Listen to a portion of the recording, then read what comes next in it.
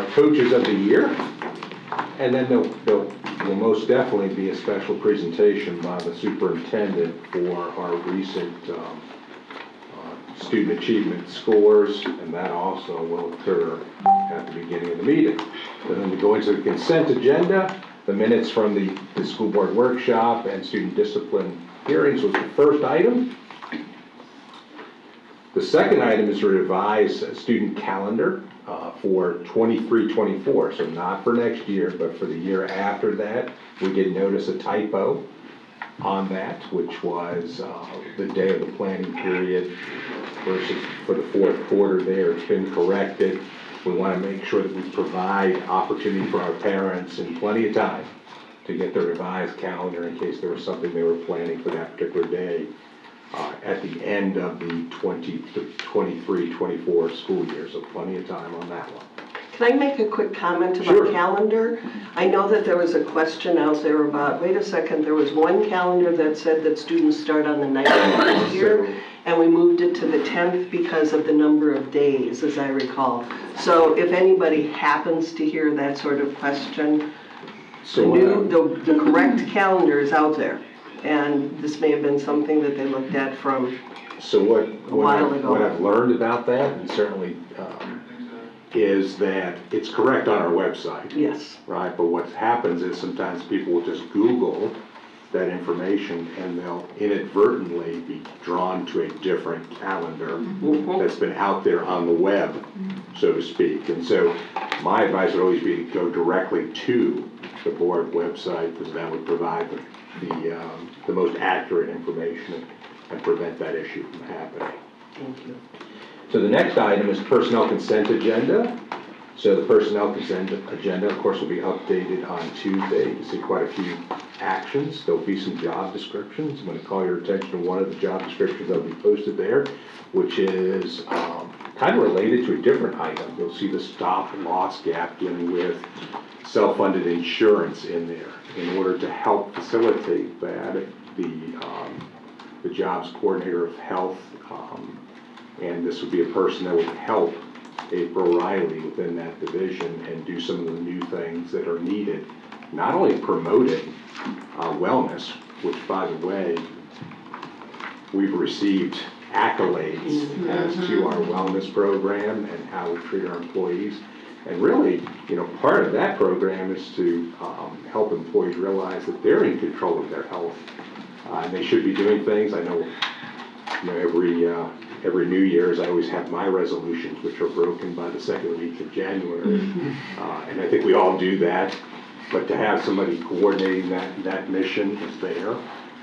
And that's going to be a necessary part. So we're trying to do things in a systematic way to prepare us for that October 1st deadline. So the stop loss gap agenda item that's later on in this, as well as the coordinator. So you'll see the job description on this board agenda, and then you'll see the allocation on the next board agenda to try to maintain that process related to that.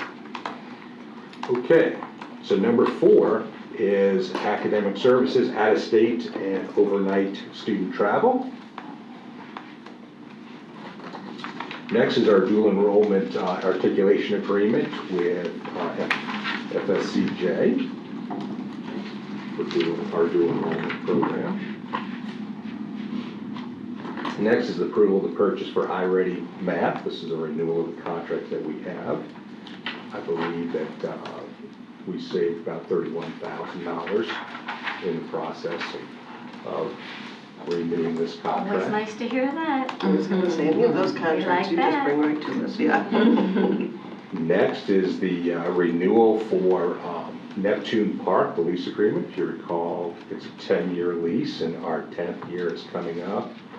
Many of us were out there for the opening of that park, and in case you didn't know, it's on the Thunderbolt Elementary School, back of Thunderbolt Elementary School property.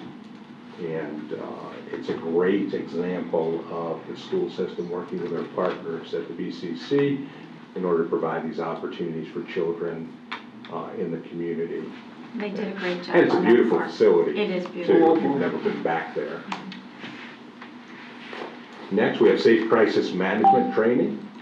You know that there's much legislation about restraints of students, especially with students with disability. This is the training that we give to our employees relative to that to make sure that we're in compliance. There's also a chart at the very end as to the number. I'm proud that we've reduced significantly from back in 13-14 or a high in the 14-15 school year down to a few instances in which that's necessary to occur. Next is mileage paid to parents in group homes. You know, sometimes there are times for exceptional students in which their parents do have to transport them to school, and that's what that item is related to. Next is our Pdac council membership. So as a change in bylaws, this will now be a new item that will be brought to the board each year as to who is on that committee. You can see the list of members on the attachment as to who's there. It's a big committee. Is it always that size? It's a big committee. It really is. And the purpose of that is not only is it statutory about having a committee dealing with professional development, but we've never brought this item as to who's on the committee before, but now the process dictates that that's going to be a new thing every year. You're going to have the list of members, similar to how when we do negotiations and bargaining, there's a list of members that are on that particular team of people. So you can see the list of people that are included on that. Next, we have our residential clinical faculty MOU between the district and the University of North Florida. Remember, our PDS schools are Grove Park, Orange Park Junior High, and Orange Park High School. It's a collaborative agreement with UNF and the district. Numerous years. It used to be called Sprint teachers back in the day. Next is affiliation agreement with St. Leo's University, which allows students from St. Leo to have internships, practicums, and observations in our school district. This is always a great way to try to recruit additional people to come to the district, and we do this with many universities. Next is the same sort of item, but with Flagler College.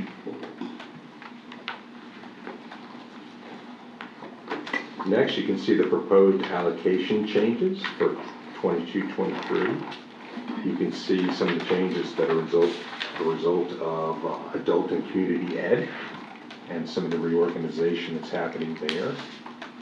Very little general fund impact on that, and some changes really when it comes to additional needs.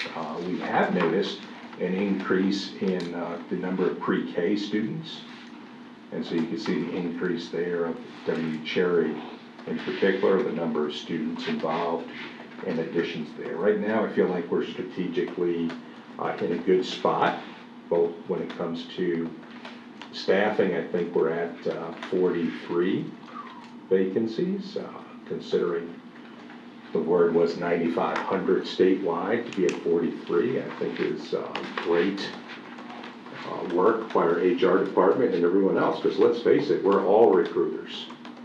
Okay, you know, when it comes to people and why to work in Clay County School District. We had a hiring fair last week.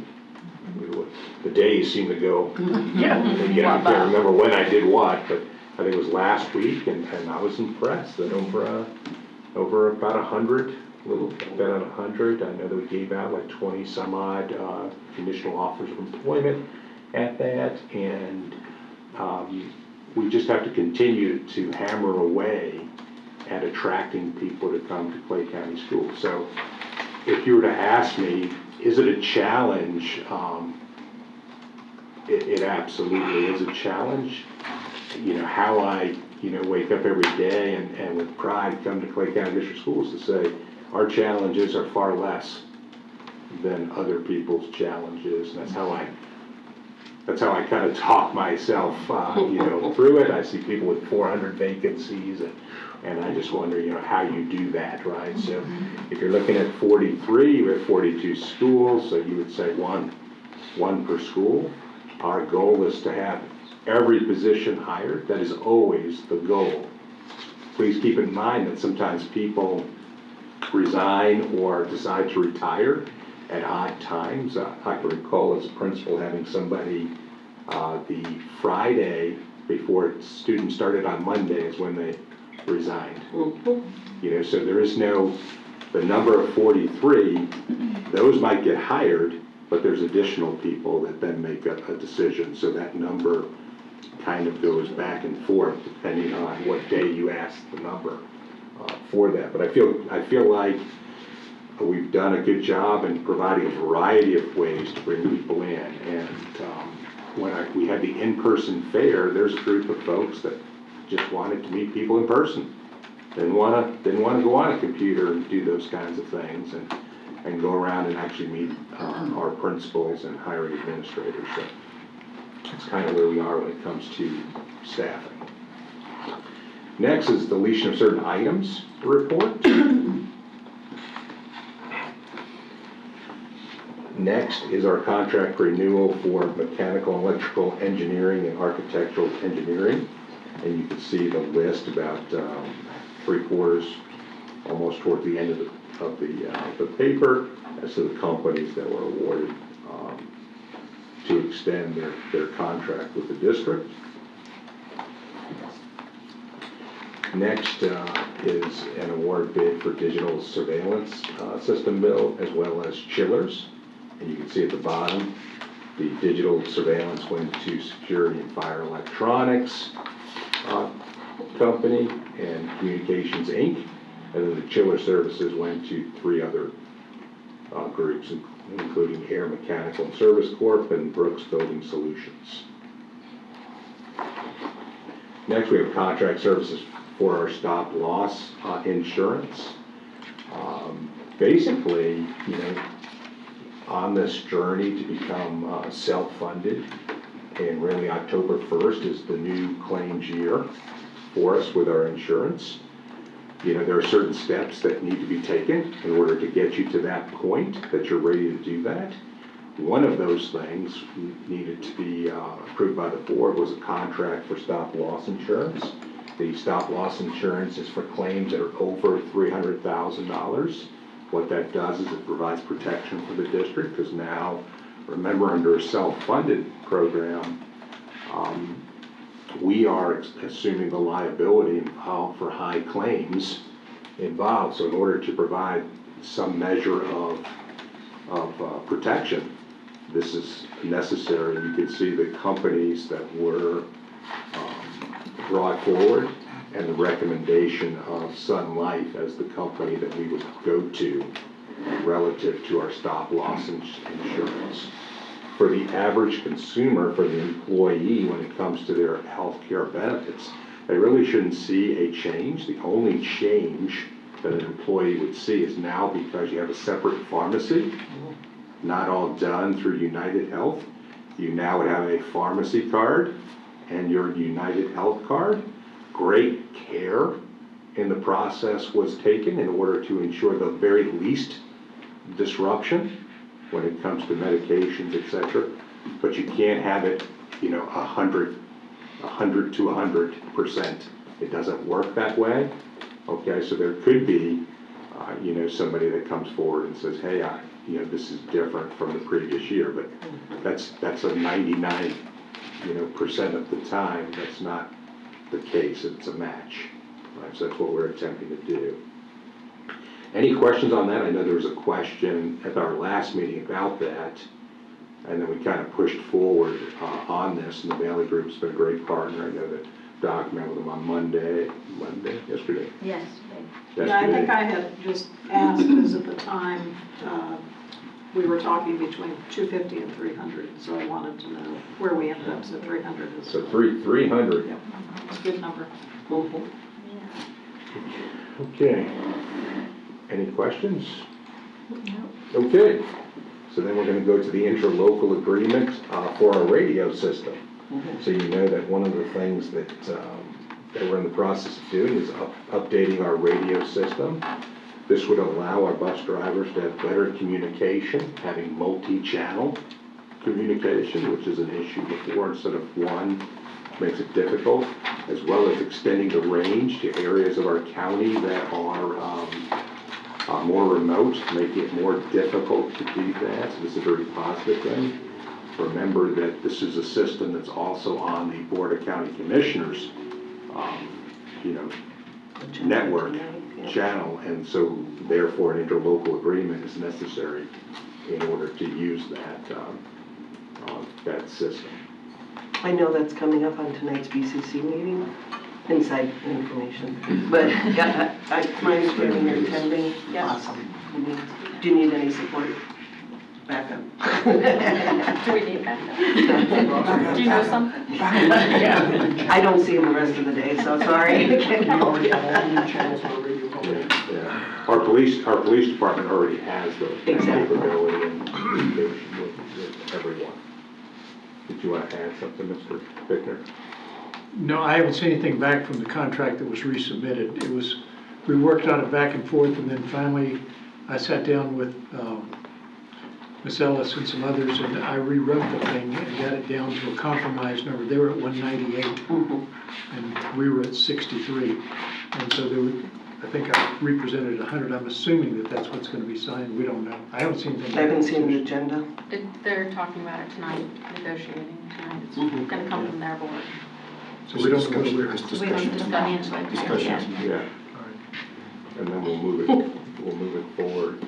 Okay, the next item is change order. This is for Orange Park High School front entrance security enhancement. You know that I believe this is the last school when it comes to single point of entry. It's a big project at Orange Park High School due to the layout of the school, and so they're doing a great job up there moving that timeline forward relative to a single point of entry and security. I will say that I did visit relatives this weekend in another state that will remain nameless, and they marveled at some of the things we're doing from a safety and security standpoint.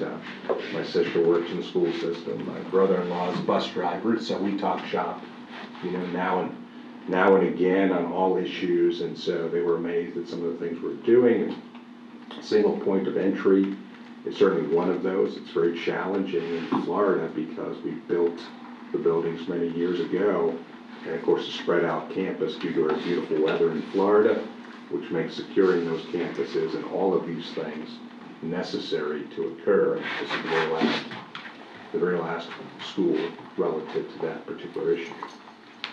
Next is a change order for Middleburg High School's roof replacement. And you can see that document there. And then next is a change order for the Middleburg transportation fuel system for repair and replacement. You can see that item. Then we have Ridgeview High School restroom renovation. Again, you can see operations is cranking out project after project relative to all of our schools. Then you see the plans for Keystone High School restroom renovations.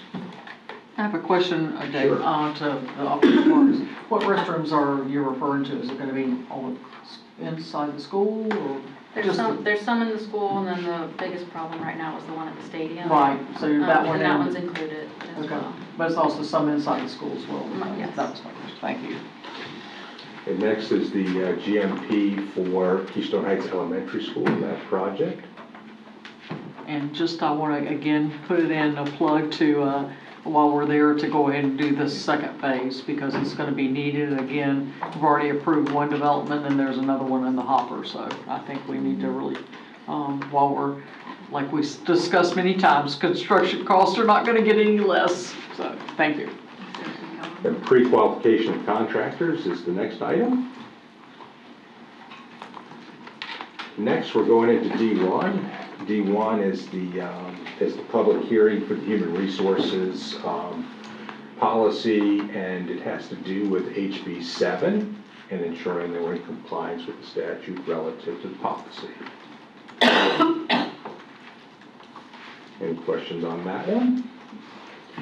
Next is the public hearing, because it's already been advertised, for the board policy related to parental rights and student welfare to be in compliance. That's board policy 1.15.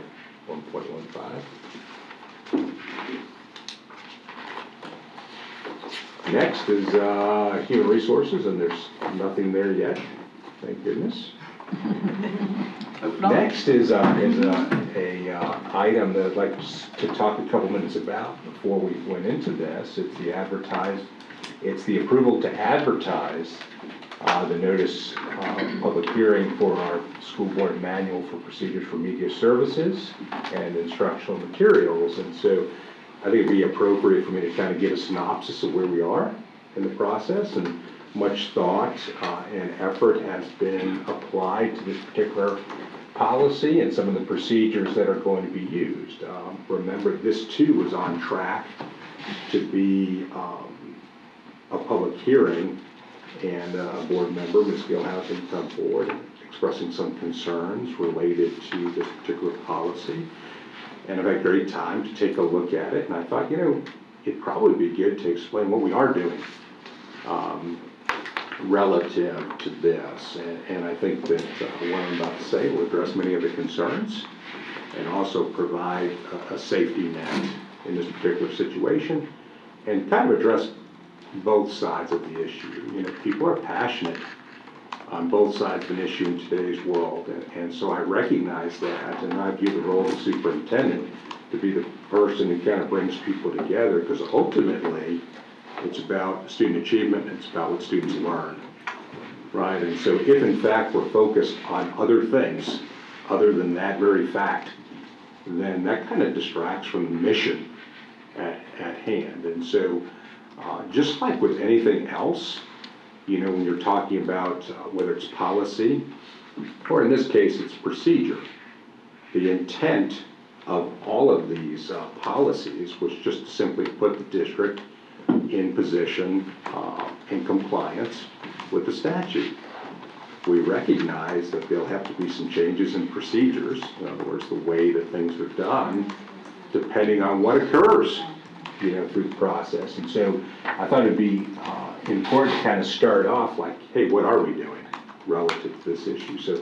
So I have directed the chief academic officer to review any of the various lists that have been brought forward to determine if in fact there's a violation of statute relative to a particular book.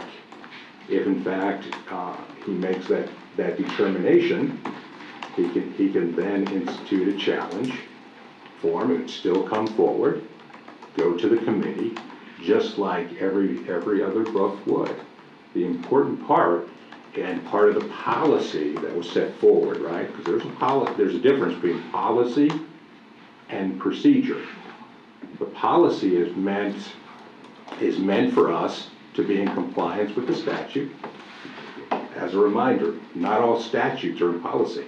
If you did that, you would have to take the book over there by Mr. Bickner and just incorporate it into every policy. That's not how the system works, right? And instead, there are procedures in order to address concerns. So I kind of looked at the policy that's presented, the statute that's presented, and attempted to come up with the procedures that would satisfy the concerns of all involved in this particular issue as we move forward. So the chief academic officer will tell you, and he's going to speak in a moment, he will tell you that various groups and various special interests have books that they believe are not appropriate to be in our media center.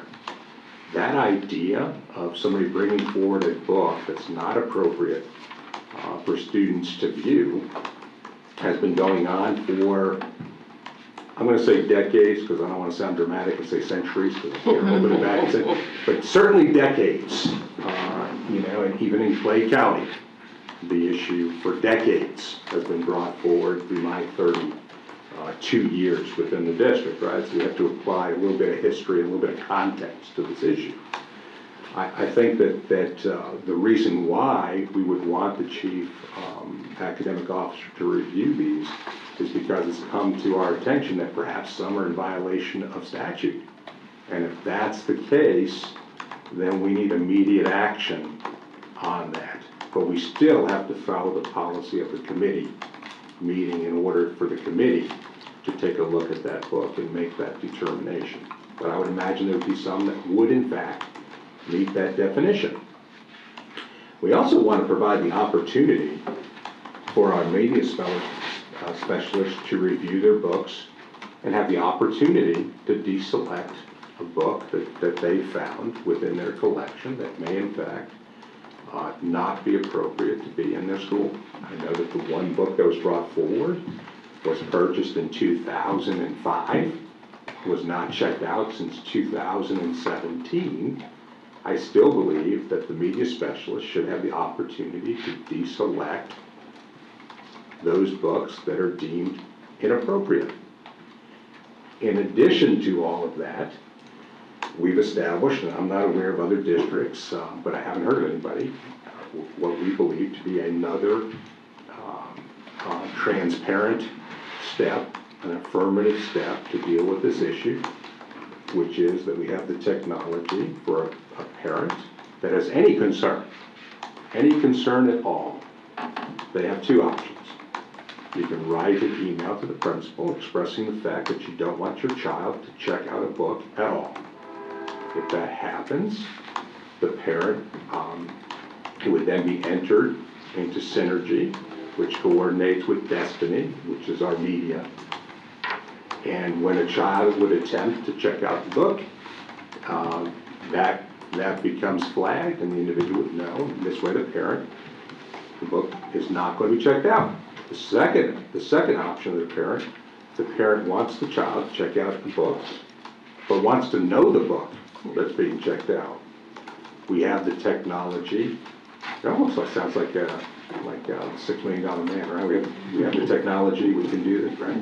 The technology by which, when the book is checked out, a text message, including the book title, goes to the parent on record, and the parent then has the choice to decide whether or not that's a book that's appropriate for their child. This is a public school that has a variety of people that attend this school. It should be up to the parent to decide if that book is a book appropriate for their family values and their particular family structure, and that's their option to do that. That is the height of transparency in dealing with this issue.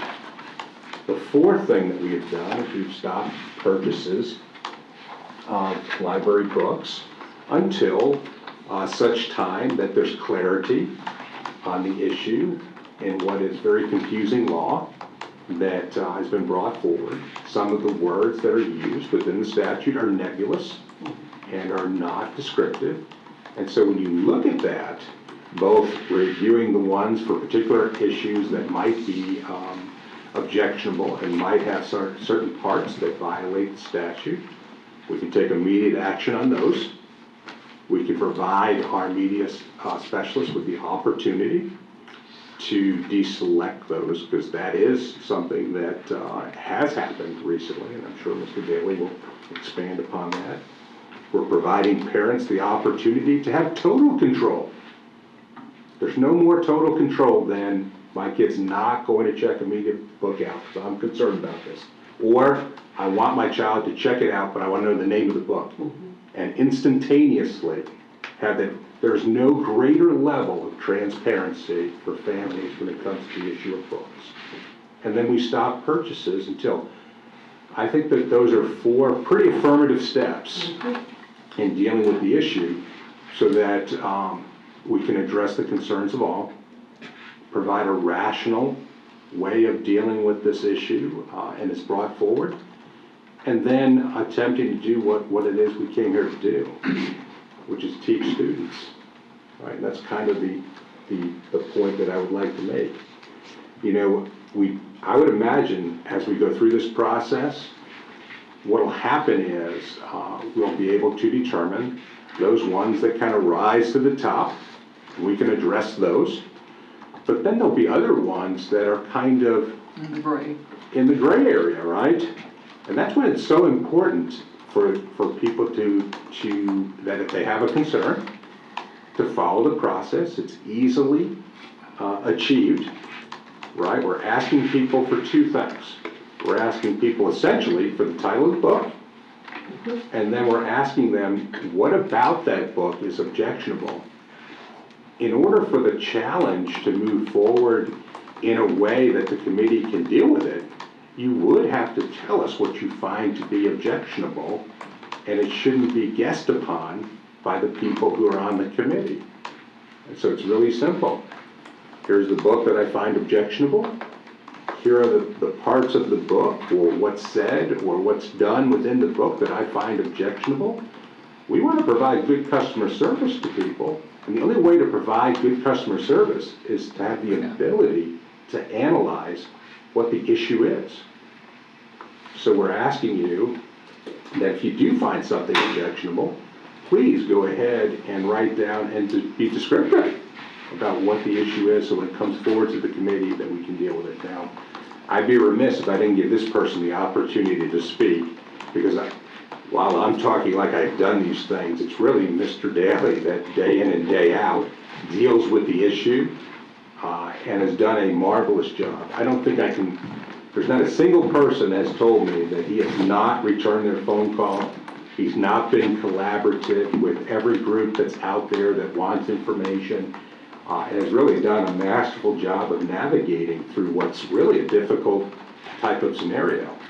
You're in a district in which we have strong conservative values, but we're also serving all students, right? So how do we deal with that in the modern world?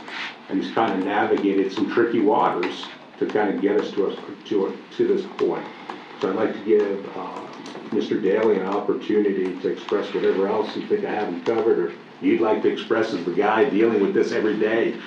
And I will say that sometimes Mr. Daly and I lament that we spend a great deal of time dealing with side issues that are not directly dealing with student academics, and his title is Chief Academic Officer, right, dealing with academics.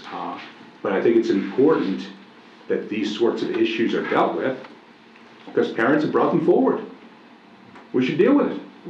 And at the same time, we should find a way to move the district forward, which is our true mission, which is student academics. So that was long-winded, but I'm not sure what I didn't cover, but go ahead, the floor is yours. I'm not sure because I could go into detail in all of those areas, and you covered a lot of areas, and it is an important issue. I don't know that I can top the $6 Million Man reference, and for the young viewers, that action show with Lee Majors airing from 1973 to 1978. But a classic. This is a sensitive issue. We obviously touched on it in the last board meeting and that type of thing.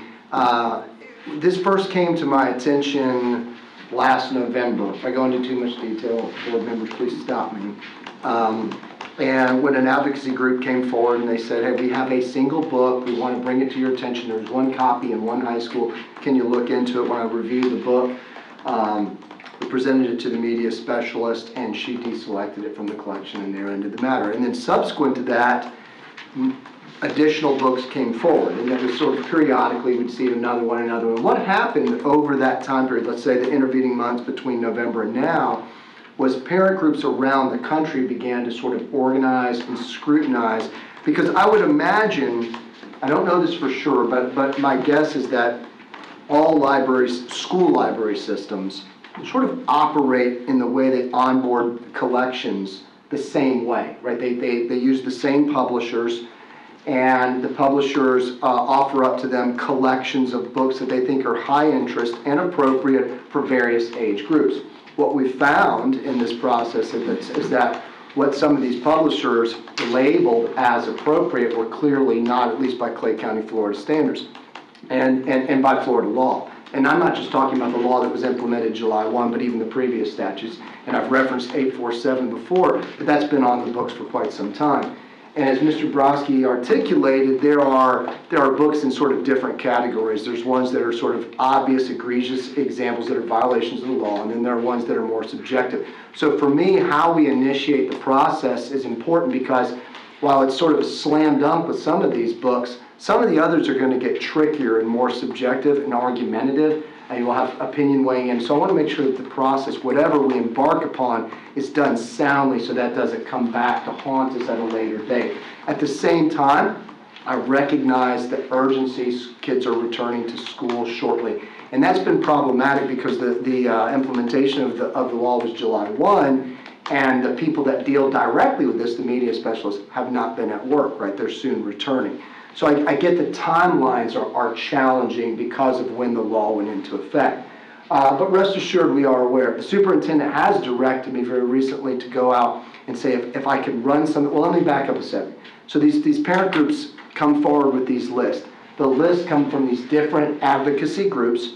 Most of the list, the titles overlap. There are some that, that are unique to certain lists. And there are some groups that have done the legwork for us, and it says on page this is, and there's a, if you look on their website, there is, screenshots of the offensive passages or the questionable passages and whatever. And so, tearing those things out and running them against Destiny to see, do we in fact have these titles? If so, how many and where? That's a pretty straightforward job. It's something that we're in the process of doing. We've seen other systems, other counties overwhelmed by, they just got clogged with the challenges. And so we've tried to communicate with people that are interested that we've acknowledged that these things are there, we are working on them, and we're trying to do so in an efficient manner. As I mentioned last board meeting, when the law came down, and I agree with the law, but the law, like so many things that come down from the state, wasn't accompanied by additional funding. So people like myself and those in instructional materials who are actually already being employed by the board to work on other things now get diverted into this area because it didn't come with the funding for a book review committee and here's the money for that and that type of thing. So how to go about doing it? Well, one thing is we brought forward the challenge form, and in that gave ample opportunity, if parents so desired, to expound upon the things they found objectionable. One of the things that was sort of a learning moment for me, because I received a number of challenges last week, and here's an example of one that was filled out to me sufficiently that I could sort of follow the breadcrumbs, right? It says, here's why we don't like it, here's the page number, here's the examples, and that type of thing. And to me, this was only these 2 pages. This was something they printed from Destiny. I don't need this stuff from Destiny. I'm going to have to coach folks better because we can run that. But just this, to me, I'm going to have to make this one required, though, because this is, what am I looking for? The page number. Because I received 62 of these that don't tell me what I'm looking for. It just says inappropriate content. Well, that's too subjective and too nebulous, and I don't know what I'm diagnosing here. So for me to pass this out to the review committee that the policy would require be assembled, I would need at least the page number. So I'm going to make this bold, highlight, asterisk. This one's required. If you want to go here and talk about it and expound upon it, great. If you don't at least give me the page number so I can find what we're looking for. And then that will expedite the process and we can go quickly. I do think book challenges in general are a serious matter. I never imagined myself sauntering off to change the world at 18, 19 years old going to college that I would be involved in this type of process. At the same time, I recognize these things are inappropriate for children. But I do forecast, once we get through this moment, on the back end, dealing with things that are more opinion-based, like something like, books that come up every year, like To Kill a Mockingbird. Some people don't like it, some people do, some people think it's great, some people, it's inappropriate. And when we get into those types of things, the steps that we take now are going to impact that. So I want to be very careful and deliberate about how we go forward with that. So what we have done, I've initiated challenges myself. On ones that I know, just looking, doing a quick Google search, I know that violate the law. So we'll take those out, we'll put them through the review committee to follow policy in those. And in the meantime, those are removed. Just so that the public is aware, because I've had some questions around this. I've had calls saying, I still see it in Destiny.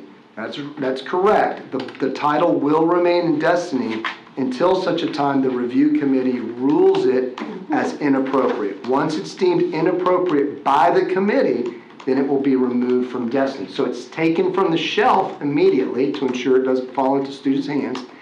And then if the review committee says it's inappropriate, it would come out of Destiny at that time. So that's sort of the process, and there's been some concerns around that, but that's the way that process would work. We would have a parent volunteer on that committee, a media specialist on that committee, and a principal on that committee, and others from the district. And so that's how that process will work. I do think that even the ones that we know to violate statute should probably go through the committee purposes, but the superintendent has discretion on all of these matters in the way the policy is written. So I feel confident that we can secure an outcome that will reassure parents. Ethan Karen and his team did in the spring pilot, as we were working on these things back then, the system that Mr. Brodsky brought up with the library checkouts, and we tried it with my own son.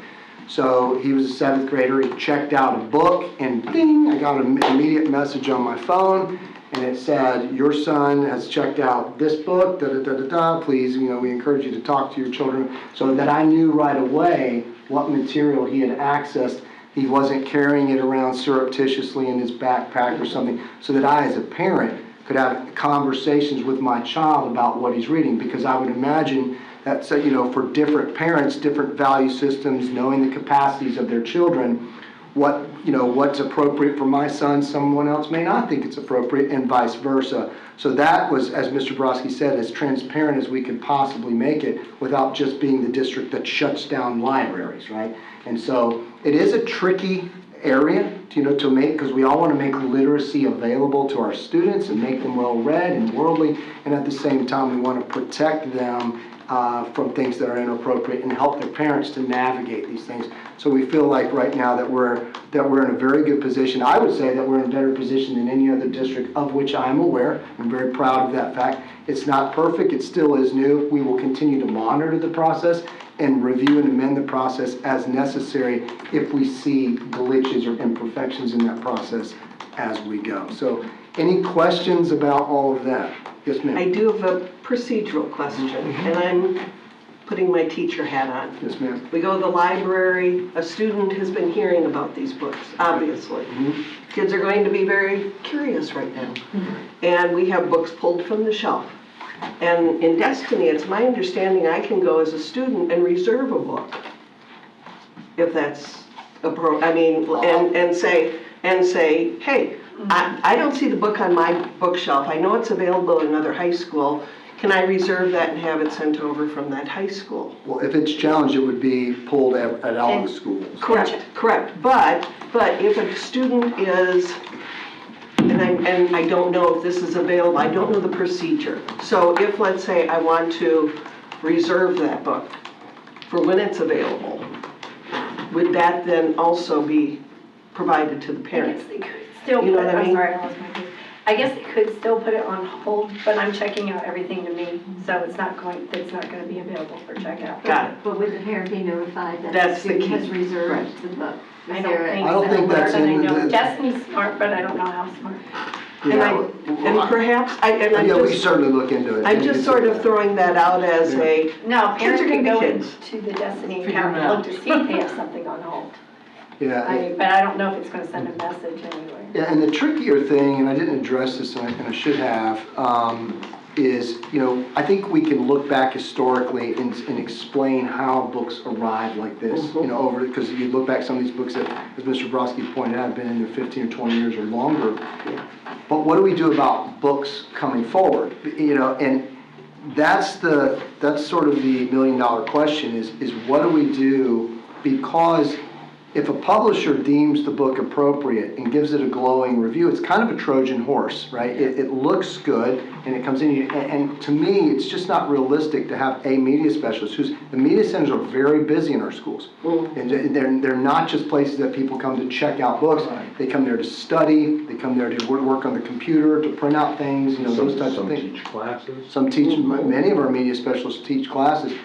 So for them to sit down and say, I'm ordering 50 books, I'm gonna read all, and I can't remember the last time I read 50 books, to be honest. And so, what's a realistic way of doing that? And I've kind of cycled through various things. Can we, these are my questions that I have the answer to, right, I'm working on.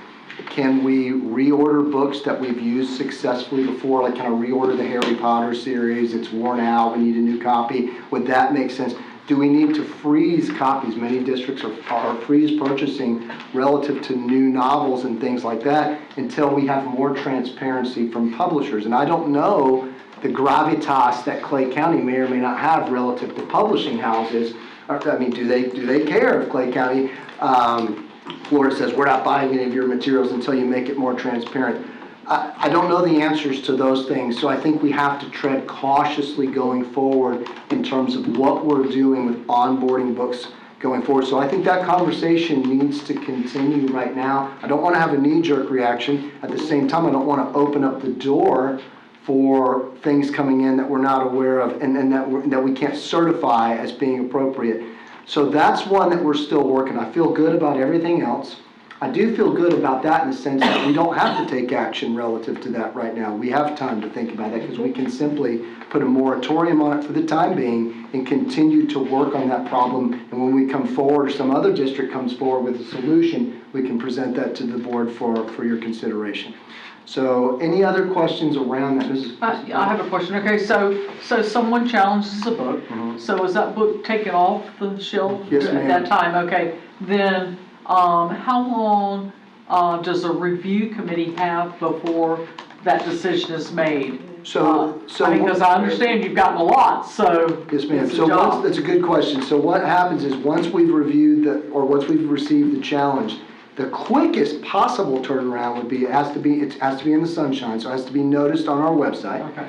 And there would be 7 days, then we'd have to bring the committee. I think we don't really know the answer because we haven't done this. I suspect on the front end of this problem, like in the next 2 to 3 months, we will see the highest volume we're ever going to see. Right. Right? It's sort of a cleaning out, purging period. And I would imagine that would be busy. So how often would that committee have to convene? Bear in mind, that committee takes people from the district level who are otherwise employed in like the opening of school and all that stuff, and then bring a principal off campus here, bring a media specialist off site here and all those type of things, bring a parent and all of that. So I would think, once a month, but if it's a super high volume, maybe once every 2 weeks. I can't tell you how long that committee will it be a 5-minute process? Can we do 5 books in a day? Can we do 10? Can we do 15? Because we haven't done it before. Now, the way that the policy is written, the materials in here, this is why, if the parent really wants to really explain, this is where they can take all the time they want to explain. This stuff goes into the committee beforehand. The committee reviews it, comes to the meeting, and essentially the meeting goes through protocol and they vote. So that meeting isn't about debating it. That's considered on the front end. And so I do think it will expedite the process and should work pretty quickly. So I do think that in an hour to 2 hour meeting, you could probably get 5, 10, 15 books. That's my prognostication. I may come back to you and go, heck no, that didn't work, but because we haven't done that. There was no timelines set or There's guidelines no given as far as what was statute? required, no. Yeah. Right, and because we couldn't anticipate the real volume or really what's the level of detail that we're going to need to get into. And what I suspect, Mrs. Kirikas, is that some of these books are going to be slam dunks. They're going to look at it, they're going to do this, and go, oh yeah, and out. Just as quick as you can. And then as we get, and I'm trying to prioritize those and put them on the front end so we can get the most done at once. I think that would be most efficient. And then get to that second tier of, it's a little bit murkier, maybe a little bit contentious, so that we can have more thought, deliberation, and conversation around those books. And then in this third tier, I'm thinking, if we just don't know, this book may require a lot of debate and consideration and much more contemplation.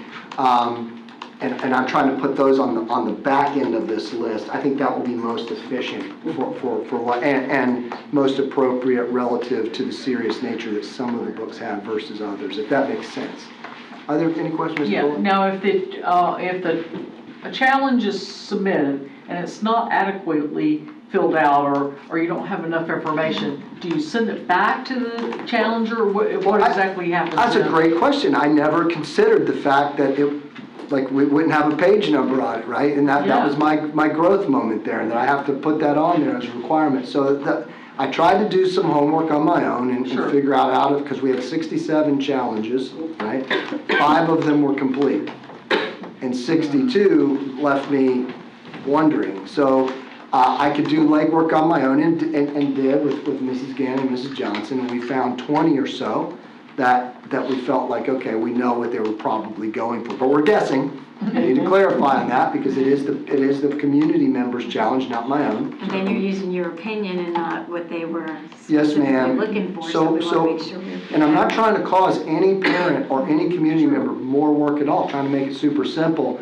But I do think just like, instead of saying, hey, I'm challenging the dictionary, you know, well, what word in the dictionary are you challenging? Like, I kind of need, like, on these pages, these are the offending passages or the questionable passages, so we can turn them and say, okay, this is, otherwise in a 300, 400 page book, well, it could be anything, right? So more detail helps the process. It makes it speedier and more accurate, and will lend itself to a more favorable outcome for the person challenging the book. Less information, more ambiguous, going to slow the thing down or truncate the process completely.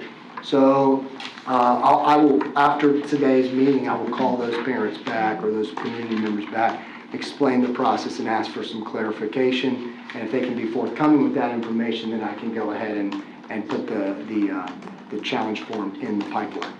Now, under the definitions of, 847, it talks about the book as a whole, the entirety of the book, and not just, particular words.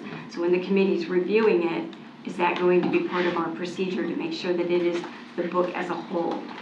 The way I would interpret that to be, first of all, not all statute is included in policy, and then procedures are the way in which the policy is implemented, right? So there's a difference there.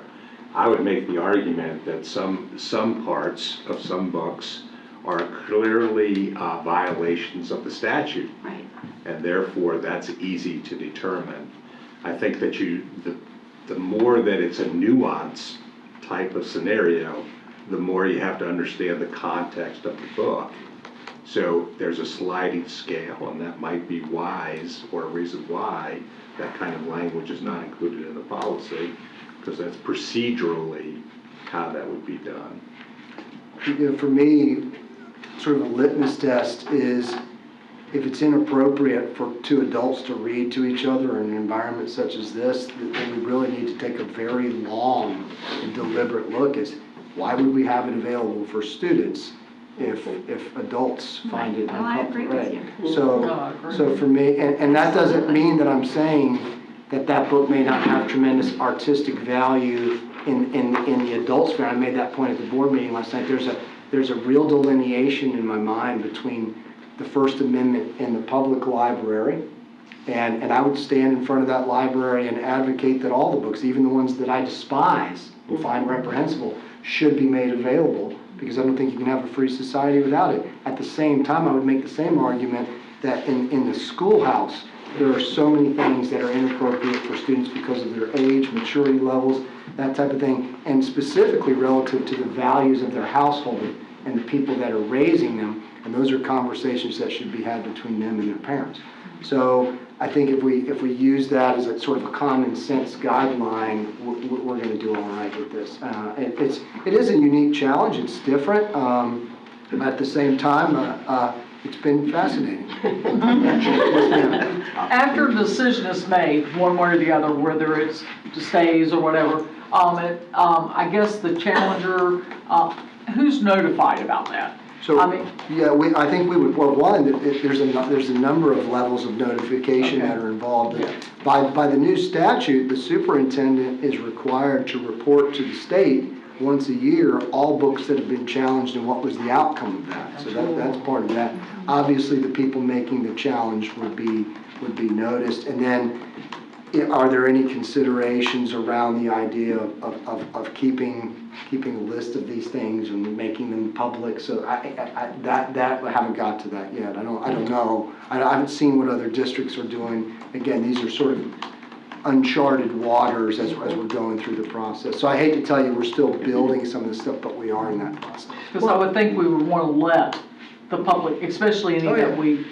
that we remove. Oh, all of this is gonna be as transparent as we Okay, can make it. perfect. Yeah, we're not trying to keep secrets from anybody. Well, and also an effort to not create more work for the Yes, public. exactly. Because if they see Right, yeah, that you don't have to go Yeah. through all Well, at that years point, ago. then I don't need to bring it up. Any Yeah. parent can run that, because that'll be removed from Destiny, they'll be able to see if we have that title in our There you collection. go, yeah. So, Mr. Daly, I Yes, have ma'am. a question about Destiny. You talked about how there's no way to remove the title from Destiny until the challenge process has gone through, which makes sense. But is there a way that we can put a tag that says it's under review? Pending. Or it's currently unavailable because it's under review? So that I'm it's not a clear? tech guy, but so I can't answer that, but I certainly can ask that question to tech folks. Okay, I think that would be helpful for concerned community members. Avoid that- confusion. To know. Exactly, so they don't think that we're telling them one thing when another thing is showing up on their computer. That is probably my biggest thing that I would emphasize several times in the process, because even as we were talking about the fact that there was a couple books that were removed, there was a parent that was like, no, it hasn't been removed.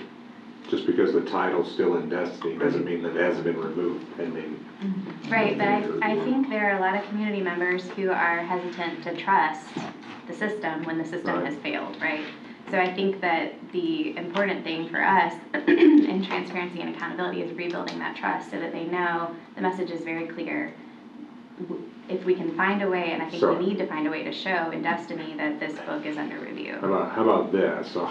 I'll make the statement that if there's a way to do that computer-wise to make that happen, we should do that. Just look into it. In terms of rebuilding trust, if I may, Mrs. Gilhousen, I challenge anyone to find a school district that has been as responsive Oh, I and agree. transparent. We've acknowledged and we've rallied and we agree wholeheartedly, and we share the concerns, and we understand Clay County is a special place to raise your children, Right. and our values are maybe different than other places in the country, but we're working on it diligently and constantly, I promise you.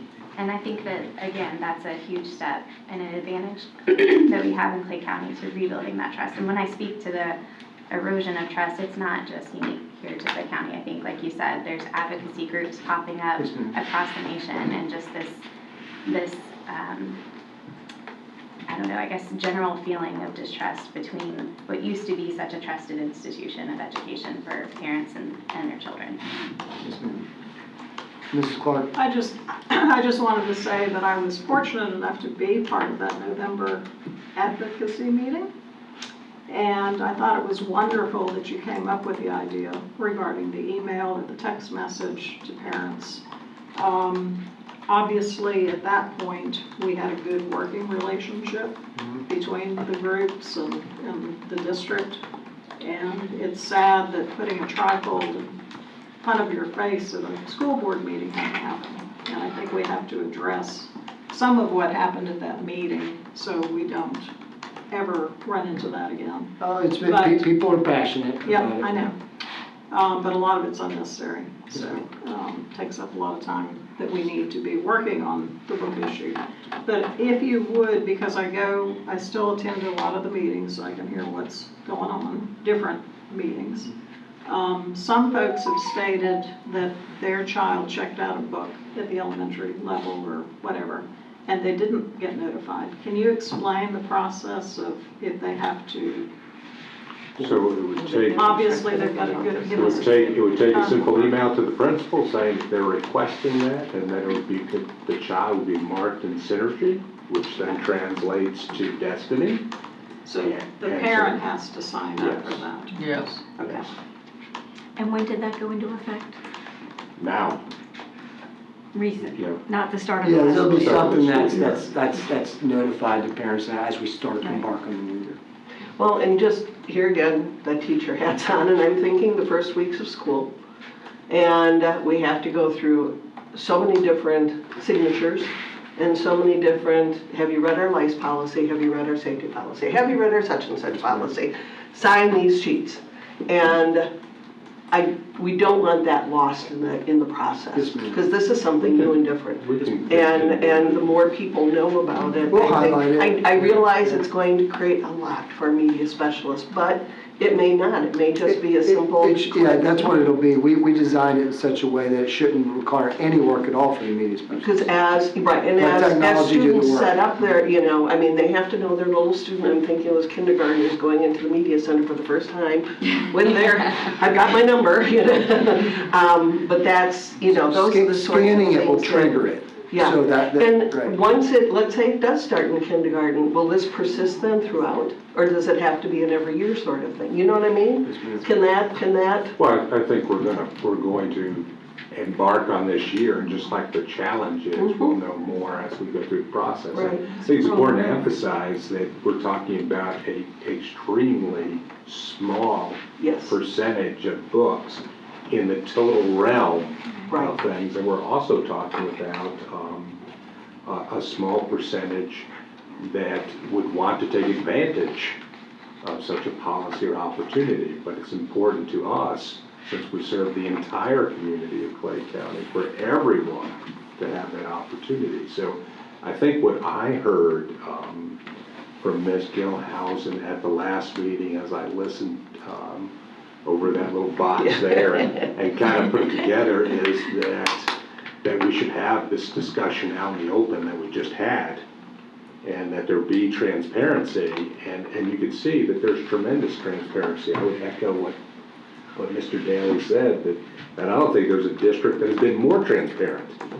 So once again, the opportunity to look for those books that are at the very top that might violate the statute, the opportunity for media specialists to review their lists, the mechanism that's in place technology-wise, giving the parent the total opportunity to decide what book might not even be one of these books that we're talking about. Could be some other topic that they don't want their child to read about. It's totally in the parent's hands and totally transparent.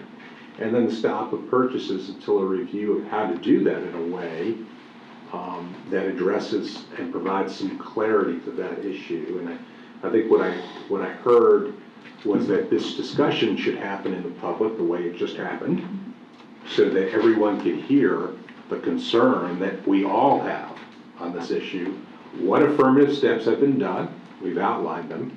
We've also kind of specified, provided context to the rest of the state and other districts and what they're doing, and the fact that this is the most transparent that I've seen out there among all of the districts, and moving forward. Also acknowledging the fact that, we're a system made of people. I'd like to think we're perfect, but of course we're not, right? So there's processes and things that'll change once new information is learned, and then we can move forward from it. But it's important to me that we realize that our mission is student achievement and for students to learn and to grow. But we also realize that we have to deal with this issue, and we are, and we've just outlined it. Yes, I Uh-huh. ma'am. have a question for you.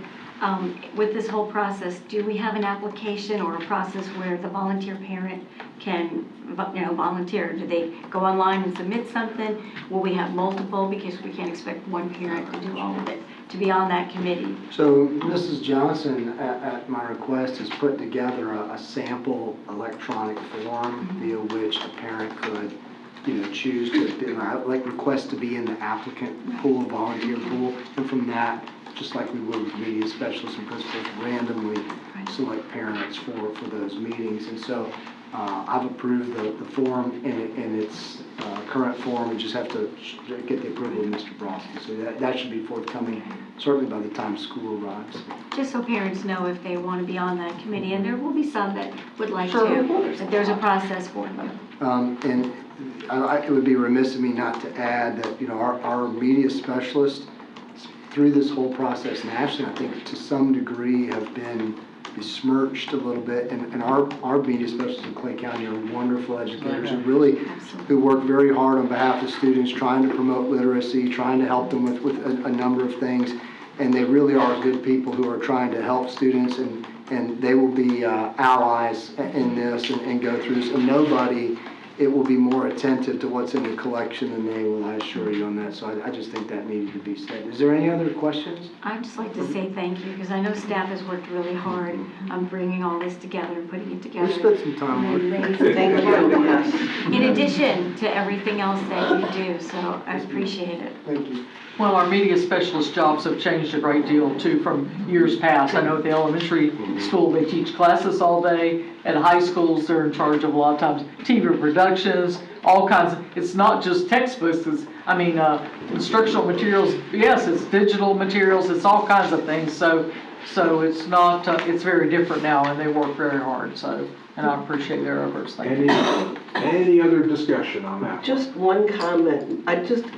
Thank you to the media specialists and to all of you, because I'm looking at, I did some research on my own after getting names of books and things, and I'm looking at the publication dates of so many of these books.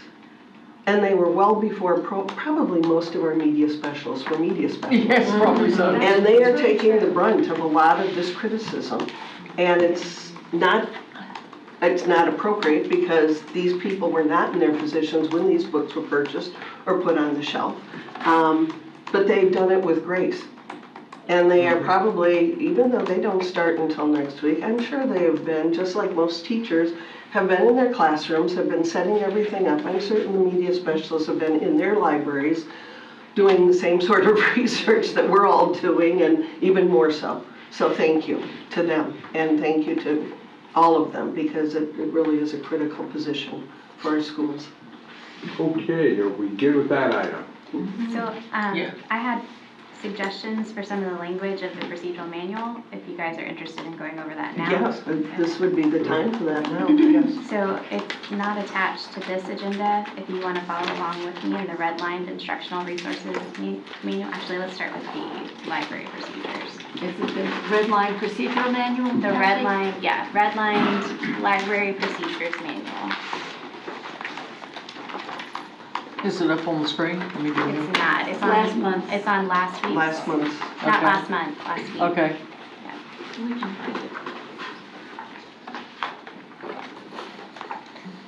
So what's the first page you want us to go to? Page 6.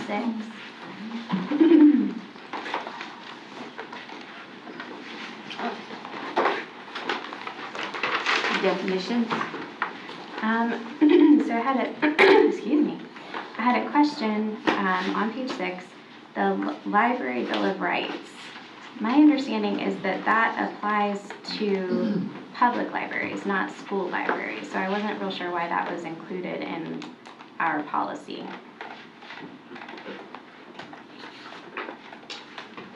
Can Ms. Gannon speak to that? Yeah, it's been in our manual for as long as I've been here, for 15 years, and it's in every school district manual that I know of across the state. Okay. So for simple fact that it's historically been there. Okay. Well, and it is a library, and so I'm Yes. assuming from the National Library perspective.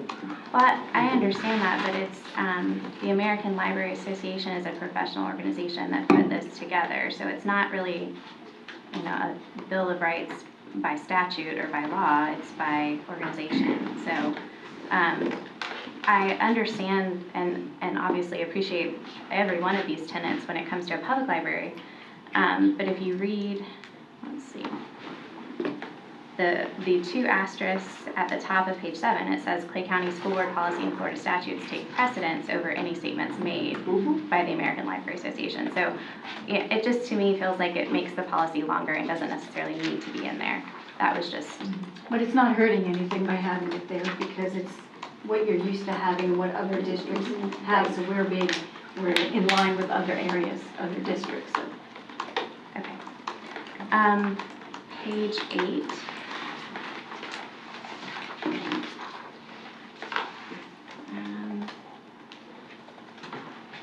It says,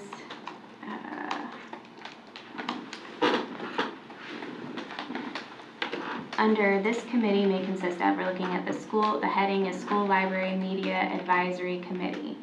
So it's recommended that a School Library Media Advisory Committee be established. The members of this committee will receive instruction annually by the library media specialist. And then it says this committee may consist of, and I love that parents are included. I guess my question is or other representatives of the school community, who would that be? Because, I think the purpose of having parents on there is that you have somebody who's not employed by the school district participating in this advisory committee. So my So- thought is that could be a business partner, we have On academies the where SAC we're committees involved and with so things. many, or a SAC committee, Mhm. but there are other taxpayers in the county who, feel a vested interest in our school district, who might want to be a part of it. Could be a grandparent. Could be a grandparent, yeah. So it doesn't instead of necessarily saying have to be- representative of the school community, should we say representative of the community? Well, what was the thought process behind the school Once community? again, that's just wording that's been there Just following the forever, and truthfully, I'm not sure how often they even meet or anything like that. I think for some people, it may even just be beginning of the year kind of thing. Mr. Bresky, what's your thought on that? Because your staff has to work. We'd have to check with diligently each on it. school to find out what they're doing for that, because I really don't know. And school community. I'm good with either wording. I think the intent of that is to say, other than school employees, Yeah. either a parent or a community member Right. should be involved in such a committee. And I think in school community, you're talking, suppose somebody from another county decided to, I really think school community says you have an invested interest in that particular school or that particular Could be a county. Could be a business owner, it could be a Yeah, grandparent. exactly, business owner, So whatever. Ms. Gilhousen, are you okay with leaving it as it is? I personally like school community. I'm not, I really think it needs to be specified that it's somebody outside the school. yeah. And I think it could be, if you're concerned about it being local, we could say that. It could be, Why don't we change it to say a business partner? a parent or business partner. They're still Parents involved with or our. other, No, not business partner. No. I'm thinking grandparent, I'm sorry, but I'd like to, Okay.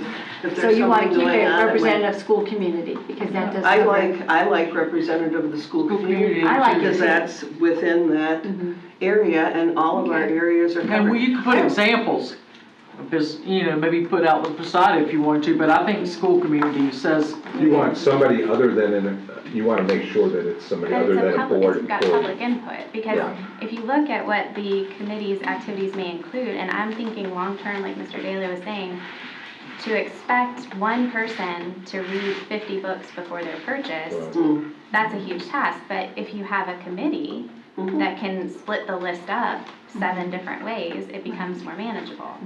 So this group of individuals would have, according to this procedural manual, it says consult recommended selection tools, recommend purchase priorities in light of available funds, solicit purchase recommendations from teachers and students. So they're involved in that process of selecting books for our libraries. Right. So I think including the public in that is a step towards, like I said, rebuilding that trust and being open and transparent and I including think their input. That does include the public by saying that, though. Yeah, I think it does incorporate them. The other side of this is we're talking school library media advisory committee. We're not talking one committee, if I'm not mistaken, Ms. Gannon. We're not talking one committee for the entire school district. Right, it's We're each talking site. individual schools. Right. So you're talking 43 different committees coming up when our next school is completed. But is that correct? Right. That's, okay, I'm just making certain that I'm understanding this right. And truthfully, maybe in the last, let's just say the last 5 years, this may have been one of those, okay, we've got to have our committee and let's get it together, and yeah, it's more of a rubber stamp. I have a feeling that's not gonna happen this year. No. You know what I mean? I mean, I truly think that the media specialists are gonna say, you know what, this committee is critical. I want as much input as possible, so that I'm not the only one to make On that my shoulders. decision. And when you've got a principal or principal's representative, that can be another teacher, that can be, the guidance counselor can be whomever, the media specialist, obviously, because they're going to get this committee together. Teachers, at least one per grade level department. Now you're talking elementary school, a lot you've of got teachers. 6 teachers, 7 teachers. If you're talking high school, you've got 3. I mean, it's a variation there. Parents, at least 2. My gut reaction is they're gonna get parents. And I don't know that or other representative of the school community is going to really have a lot of bearing on this. I think you could change the word "or" to "including." and fix it. No, I don't think we should change Parents the at word least or at too. all. I mean, if think anything, it's I'd say get rid of the parent or. entire section, that Right. whole, or get rid of all of that. I mean, just say parents. But that's, here again, and That would be students when fine, too. appropriate. I mean, there may be some situations at the beginning of the year where students, a senior, if I had a couple of seniors who had been very involved in my book club, and I knew that and I talked with their folks, and their folks said, yes, I think this would be an ideal situation where they're going to get involved because they want to go on to whatever college or whatever, military, whatever, it doesn't matter, but they are mature enough to look at books. I think that clause, when yeah. appropriate, is that's the. I language think we're so. digging too deep into the weeds, Right. frankly. I And I think think parents, just leave it. if you leave parents, that's fine, because No, that that's would not automatically. fine. But no, You're because cutting out if grandparents. parents can't make Or it, guardians. and we're talking at least two, they may have many volunteers who are willing to do this.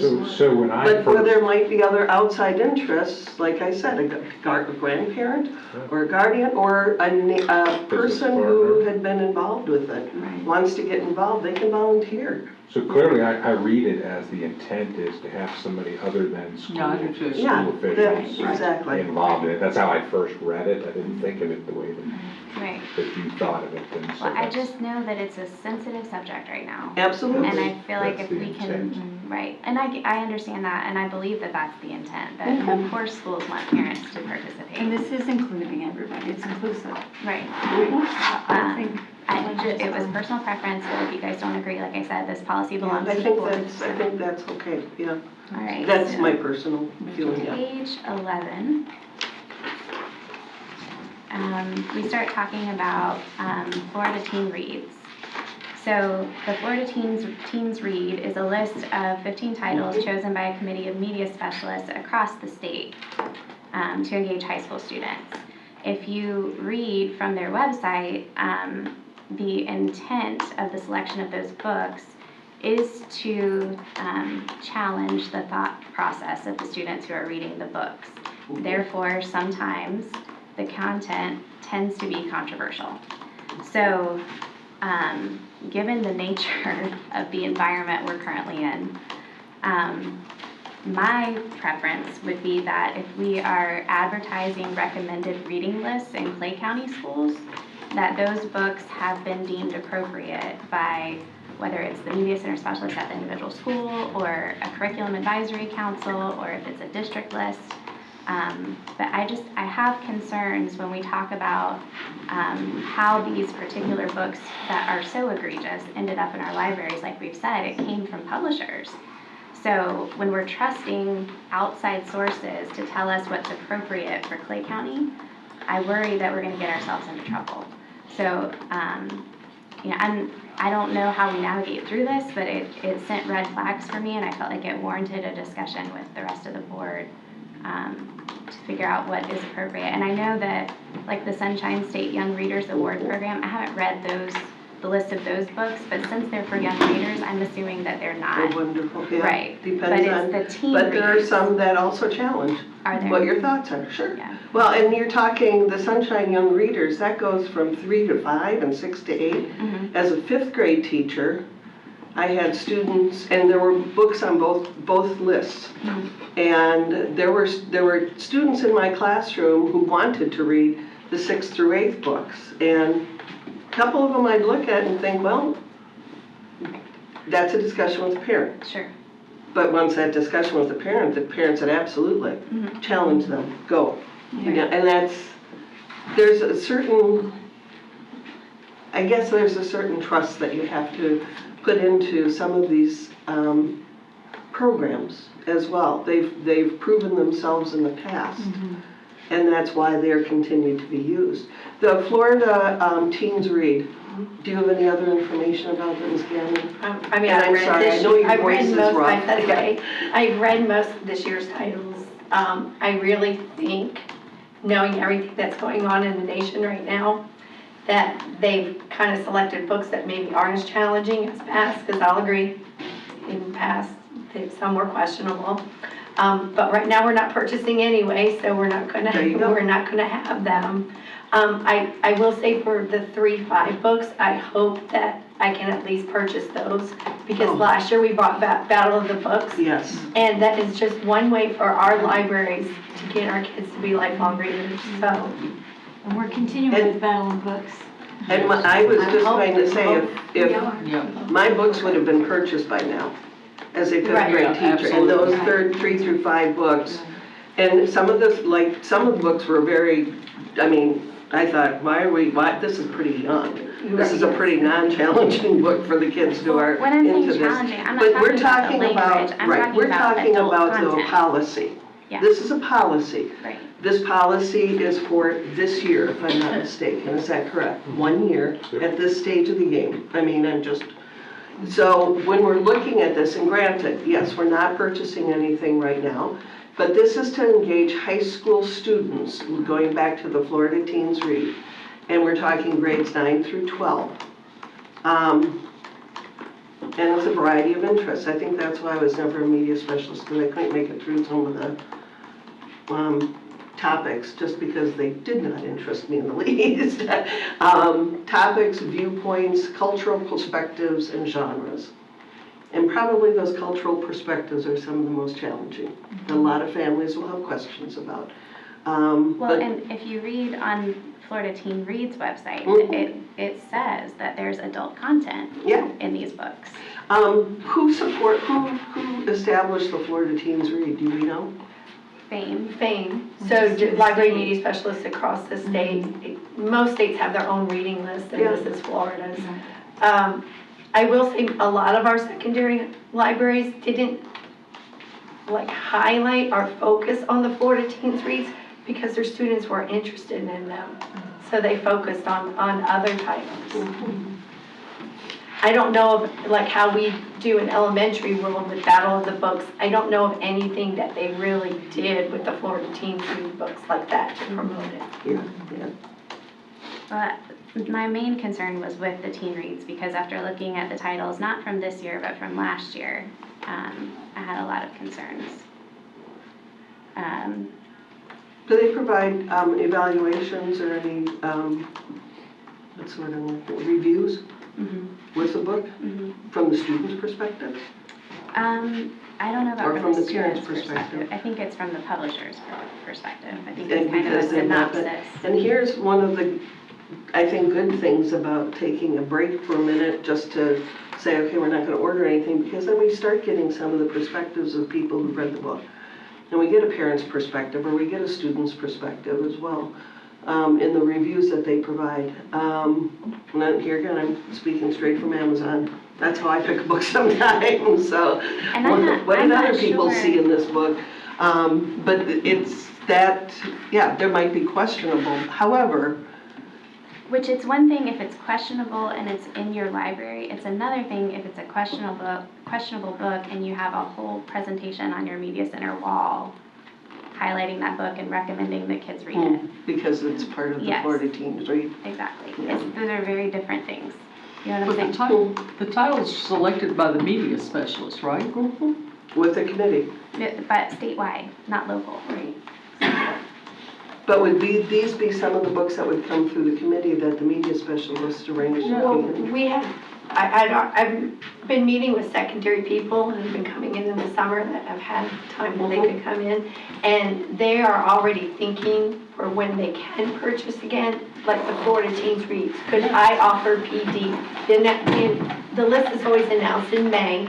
So I could offer a summer PD where they would read them and evaluate them book by book. Perfect. Yeah. So that would be obviously start for next year. I think this year for Florida Teens Read, unless we get some kind of guidelines from the state in the very near future, it's pretty much a wash, so. Okay.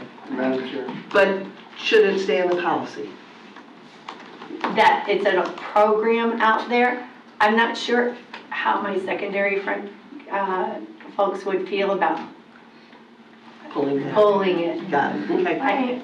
So we should. I understand, but I don't think we're purchasing in the near future anyway, so I don't think. Mr. Daly? Yeah, I think you do. historically, like the fame and those types of Yes. things have been, organizations that we've trusted and used these books. However, I share Ms. Gilhouse's concerns with last year's list was, in my opinion, having looked at all those books, strikingly one-sided.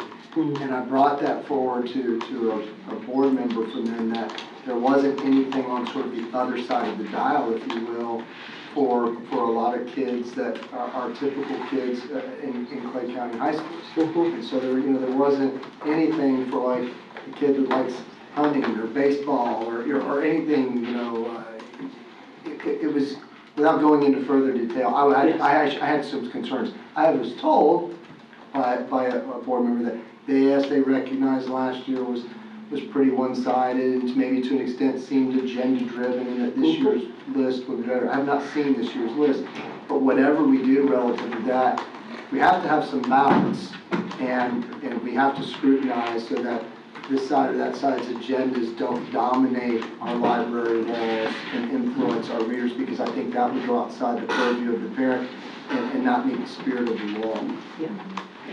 Well, have many of these books been challenged? No, ma'am, none of them violate statute. It's So just none of them the have ever been topics challenged? themselves were over here, and nothing of it. It just lacked a variety, a balance of topics. So if I'm understanding correct, we could leave this and address it through professional development. Right, Okay. right. And I think that's what, if I may, what the law requires, like the media specialists receive the training in January on how to properly cull the collection, onboard things, all that process is now a requirement from the state. Okay, well, I'm comfortable with that as long as there's professional development that, like you said, Mr. Daly, creates a balanced approach to it and ensures that the state list is balanced with our community values. Yes, ma'am. All right. And the other thing is, it says students are encouraged to read at least 3. Just out of curiosity, there are 15 titles. So if there are books that are challenged, we can still meet that 3 requirement Sure. with some of the books that we pull. So good Absolutely. point, yeah. I just think, like I said, we don't need to blindly trust Correct. any organization to tell us what's appropriate for Correct. students in Clay County. All right, so moving on to, I'm sorry, it was brought up and I just want to, can we somehow approve that the Sunshine State Young Readers 3 through 5 can be purchased by the elementary schools? Is that something that we can go ahead and do so that we can continue Battle of with the the Books. Battle of the We'll Books? do that, Right. if that's the direction of the board, we can certainly do that. I think Ms. Kierkegaard would move that, I mean, we can't technically vote at a Of course, we workshop. can't vote today. But we yes, could, can if we just give need to bring direction. that up, and Mr. Right. Bickner, I don't know if we need to bring that up That's more- as a discussion item.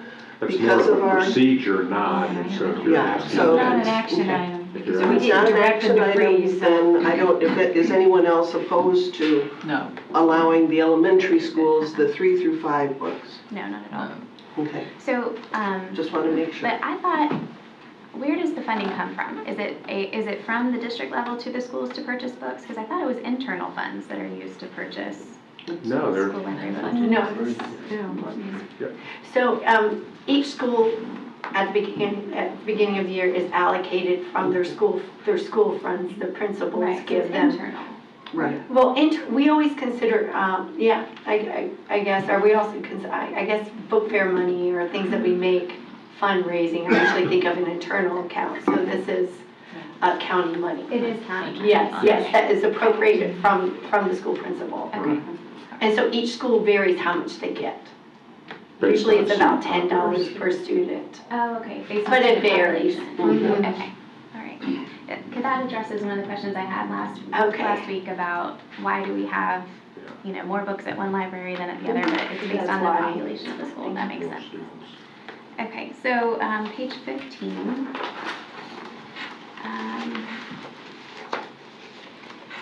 Personnel responsible for selection. The last paragraph at the bottom of the page, beginning January 1, 2023, each school district shall provide training to school librarians and media specialists and other personnel. It was just that there's a typo there. Personnel should have an L. Yeah, we got that. Page 16.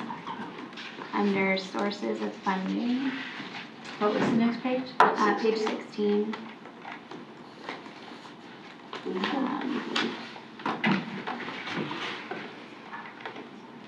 Okay, so let's just read. Accurate records should be maintained of all funds budgeted by the county and generated by the school for the Library Media Center. Examples of generated funds are book fairs and lost or damaged book payments. If a book that has been lost and paid for is returned in good condition, the money may be refunded. Budget decisions are made during comprehensive planning, which usually occurs after January 1. These decisions determine budget allocations for the ensuing fiscal year.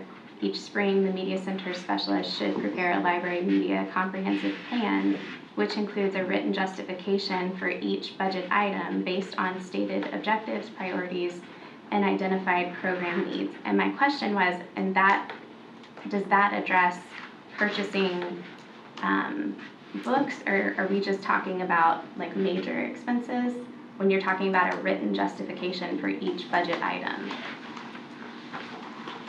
The comprehensive plan is for major purchases. Major purchases? Yes. So not Yes. for individual books? Right, Okay. right. Okay. Because that seemed like what we talked about, super cumbersome if they're having to write a written Right. explanation It's- for each book they want to purchase. Okay.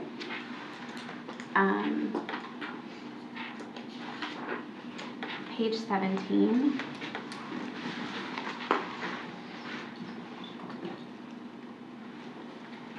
Under comprehensive plan.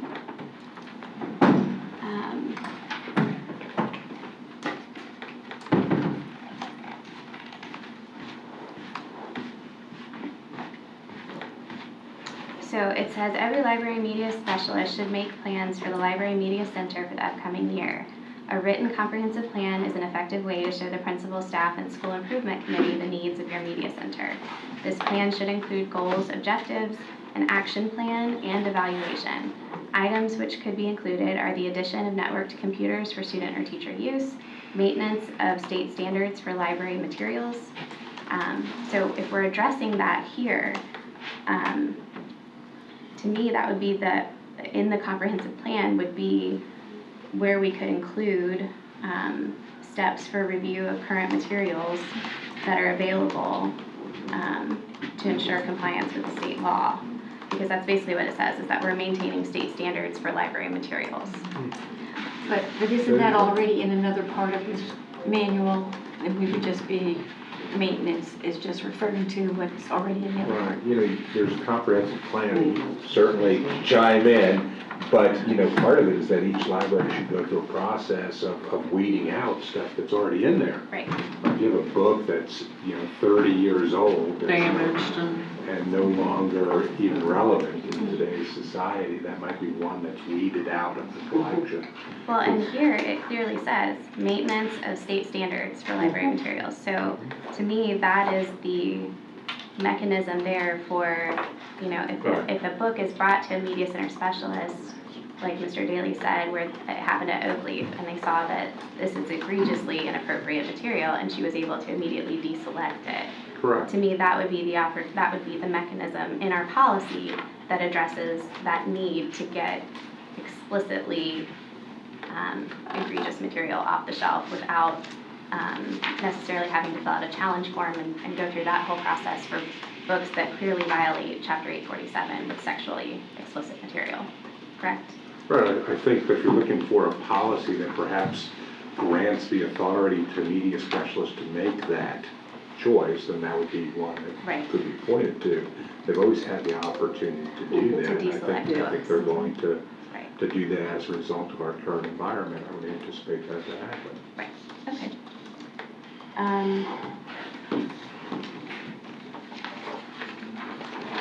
Some of this we touched on other topics, but like page 18, where it talks about,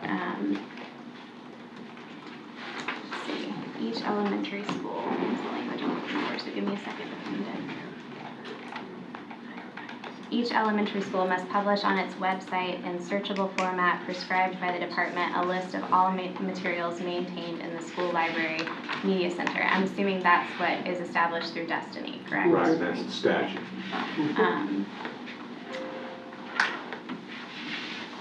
Let's see. media considered, what does that say?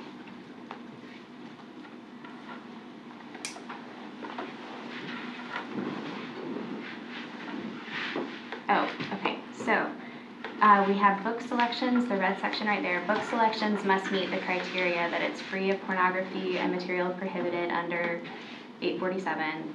It's suited to student needs and their ability to comprehend the material presented, and it's appropriate for the grade level and age group for which the materials are used or made available. I would also like to see that language when it comes to any media considered for purchase. So if you look at the next section where it says media considered for purchase are judged on the basis of the following criteria, it may seem redundant, but I feel like it should say that it's free of pornography, it's suited to the needs, and it's appropriate for grade level in that section as well. But if it's already in statute, it supersedes it, so it seems like it's just repetition of something that's already, they have to do, it's already there. What about, I was gonna say, what about changing the book selections and media considered for purchase? You know, adding it, Well, instead of repeating it, Just condense it. or either condense it or put the media considered for purchase, like up with the book selections. And then continue with purpose, reliability, quality. Because when you're talking about media, you're talking about other sources, movies. Internet, Yeah, all of that's, yeah, there are a lot of different sources out there that, yeah. Right, and I just want to be very thorough in that we're not just And see, scrutinizing our when I books, think media, I'm looking more at the reliability, accurate. that too. I mean, Wikipedia, hello, you know, that's, yeah.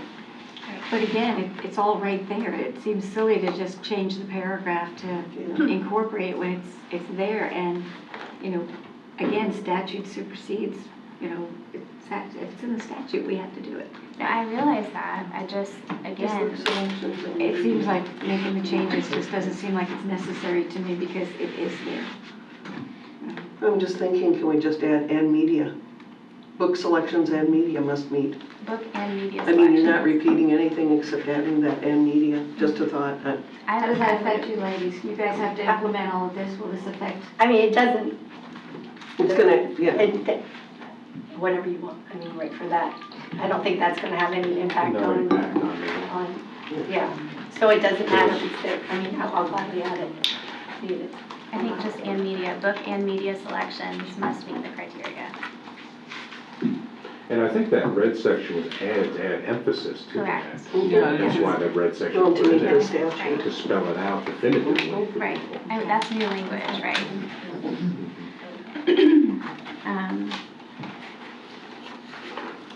So page 19 reference an approved novels list.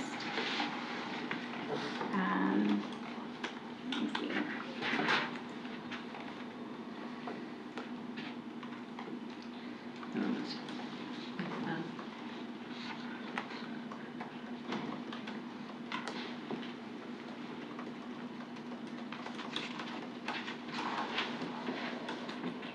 I'm sorry, I'm having trouble finding it. It's the last on it. It's on the last. First on it. Oh, I thought that was your screen. Okay, so approved novels list. There's not a county-approved novel list. It is a site-by-site approval list, only once the curriculum council forms have been completed. So I just had a question as to, is that a process that we are following? Yeah. So And the where do you way, get that list? so the curriculum council would be each school-based committee, and obviously particular emphasis put towards that, given our current situation, that no materials that would go in front of students would not be run through curriculum council. Part of that is that the teacher that's recommending using that particular book or instructional material, and that'd be a book, then would go through the process, and part of that process, right, stated right on the form for approval, is kind of a certification by the teacher that they've looked at this in relation to the law and that we're in compliance. So it's kind of a certification process, which the teacher's attesting to that particular fact. And then the whole school committee, leadership committee, would then vote on that particular item. Okay, and that's for use in the classroom? for use in the class. Okay, so if a teacher wants to have a class set of books for a novel that they want to cover, that has to go through Through the process. the vetting process at the school, and Right. then once it's done there, a list is kept of approved materials unique to each school. Correct. Okay. Because each committee is unique to each school. Right, and it's a different student population, I get that. And that's what I think having local control is so important. So page 29.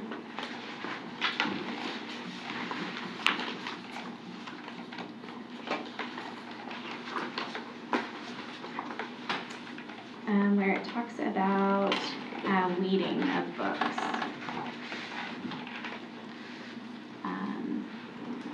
Discard process and surveying equipment, I think is really. That sounds like a weeding criteria, that one.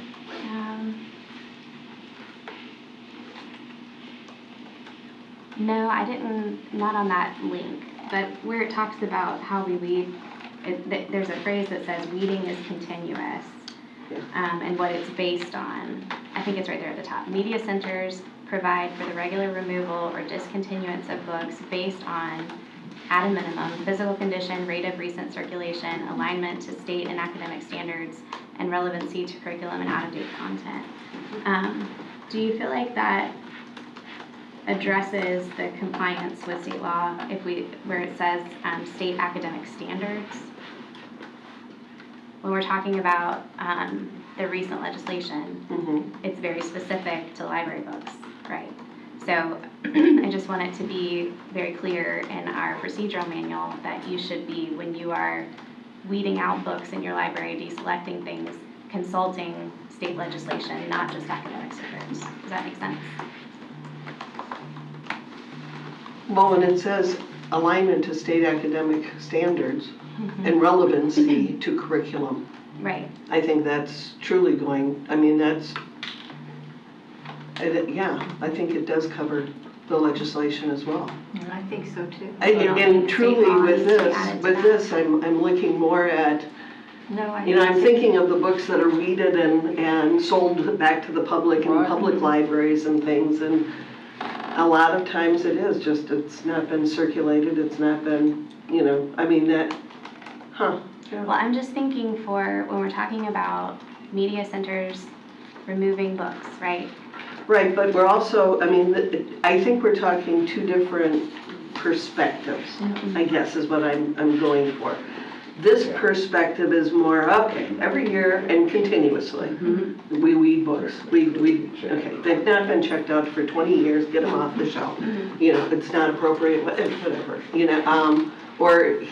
I guess what I'm looking for is the opportunity to protect our media center specialists so that if they come across a book that clearly violates the law, they have a mechanism I think they have it. But they have discretion to do that anyway. They have, they've been able to do it all And along. I've recommend, Yeah. so, Yeah. yeah.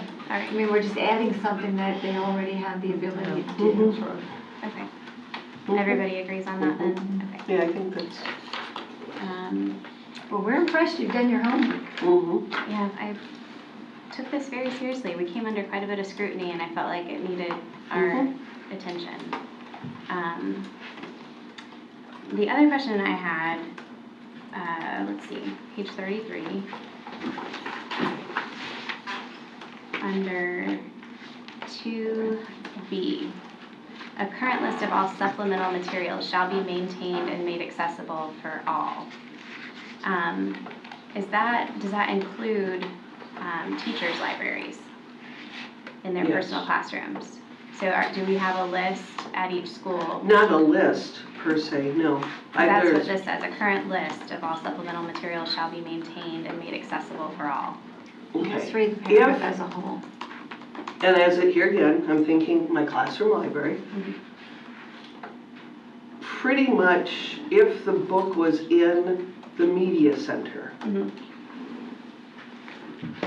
and there were I didn't. I can speak from my I can assure you, I did personal not have a list experience. of all of the books in my classroom. What'd you say? I said I did not have a list, a physical list of every single solitary book in my I classroom. guess I'm wondering, would that be good practice going forward? Because I can tell you for me, as a classroom teacher last year, when at the end of the school year, it was a requirement by our administration that we had to complete a log of all the books in our classroom library and turn that in to administration. Well, They once kept- you make it, it's out, I mean, it's a, I'm thinking of an Excel spreadsheet. Mm-hmm. And I could probably even tell you how many times this book was checked out or what students load, dork diaries and, whatever. And, I think about Yeah. elementary school classrooms and the astronomical number of books that Mhm. a lot of teachers have in their classroom, which is wonderful. But I know like elementary school classrooms also have jobs for kids in the classroom. Yeah. We utilize that in my classroom. I had a class librarian who helped Sure. me Yeah. go through the list. I think it's just, I think it would be good practice moving forward that we're aware of what books are on our campuses. This manual is the procedure manual for library media services. I don't know if that really means it incorporates to the classroom, I didn't library, and think it did classroom. either. And I don't think that should be in here because we're talking library media Specific to the services. media center. Mr. Broski, would, Yeah, I think In so. agreement? I think it would be library media since that is Yeah. the purpose of that. I don't think this is the right Doesn't area belong for here. that. This pertains to the classroom. So is the teacher specifically getting their stuff from the library? No, they don't get it. Or are they bringing it in? No. So even to show the curriculum council process, what's been advised and will be advised to principals more than teachers when they return, is that if you're using a material that you now have generated, it has to go through the curriculum council process.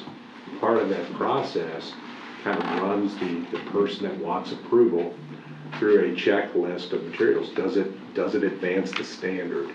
Is there no other material that does it meet the statute related to the topic? And then the teacher is signing off and attesting to the fact that they've looked at the material, they validated that it is in compliance, and they turned it in.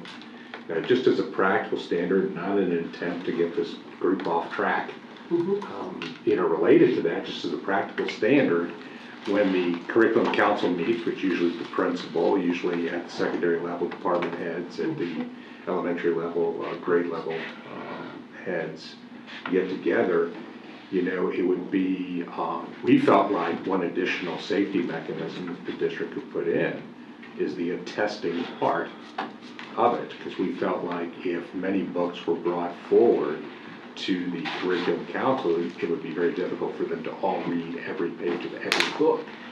But now we've created kind of a checklist for the teacher to say, yes, I've reviewed it. It does this, it does this, it does this, and I'm signing my name to that.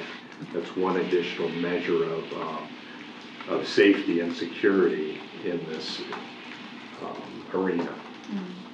Well, I had to ask because I got that question yesterday and I wanted to make sure it was very Yeah, no. clear. Yeah, I think we've got a good process in place for that, and clear directional given. It has been given, it will be given. We're training our administrators on Thursday. It's the last minute, hey, coming back, here's the deal. I think that they're going to then spread that to their faculties, come when teachers come back, and we'll move forward. Okay. What's next? That's all from me. Yay. You did great, thank you. Thanks for bringing that up. Okay, so I've asked, And finding the spelling error or the typo, I was like, whoa, she really read it. Well, that's good. Thank you, Ashley. Yes. so then, on to the next item, which is the May I, student progression plan. So part of I'm your- sorry, Mr. Okay, Victor? sir. may I ask a question just for clarification? Sure. As to the one that you're just completing. You're approving to advertise this, it's being approved on the 4th, it'll be advertised when? The 13th? You mean when will it be published in Okay. today? Um, Following Thursday. October. So it would be. It'd be the 11th. Correct, the 11th. And there's only one change to it. And when are we then We will going to meet agenda? September 8th, I believe was the, September 8th? Susan's public hearing on the budget. That's an action. we have a special meeting. So we can include this Madam for. Chair, I believe Ms. Blair had something that she wanted to add to the policy, but didn't you talk Well, about something? yeah, else? because the verbiage had been added, but I don't think, what I saw, it had not been included in there, so I don't know if it's been added. What is it you want added? The one that What we was- discussed last week. We discussed last week, there was a change she wanted That to the was policy the too. instructional. Is it the We just instructional? needed the one line added. It's a different manual? Was it instructional resources or library I think it was procedures? instructional. But it is, Mr. Daly, as well as Dr. Johnson, showed me that it had been, I we weren't voting on it. it's not part of this because it was not part of what was advertised. That's when Mr. Bickner was saying that we could in the future, or you could in the future approve that added change or something to that effect. It's the one that reflected adding in from the statute where if an instructional material is challenged, that the hiring officer would be a non-biased person not from our district. Yeah. But that's already in statute, so Yes, we don't ma'am. need to add it because it's already in It's in statute. statute. So- Correct. So we're fine to just go forward as we are. Well, does our policy conflict with statutes? No. No, it doesn't. And again, statute. Statute will always. Well, it's just one line, it, could have easily been added, so I don't know But why it it's, wasn't. unfortunately, it's also the whole advertising we have Yeah, to we start don't need to over. redo it because it's already there. Okay, Did you get your question answered, Mr. Bickner? I think so. 28 days, I think, is what we counted. My concern is the 30th of September. September, Yeah. And this would be September 8th, if I'm not mistaken. Because we already have advertised Mhm. the emergency 2 manuals that were passed Mhm. initially. If we're gonna do it on the 8th, I think we're fine. Thank you. Okay. And your question was answered? Nope. Or, we're ready? We're ready. I can give it back to him. Okay, Mr. Okay, Brodsky. let's do this. Right, all right, we're on to student progression plan. This is the public hearing for that. If you recall, they did a wonderful job on the changes to that. We've already advertised this. This is the public hearing. Any questions on that? You're not afraid to ask any questions?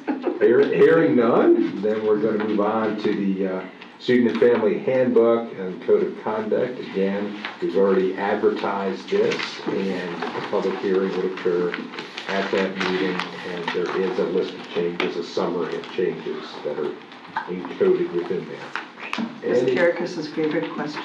questions? Did you sign? Okay, hearing none, that concludes the agenda review, Madam Chair. Thank you, Mr. Superintendent. Mr. Bickner, any comments?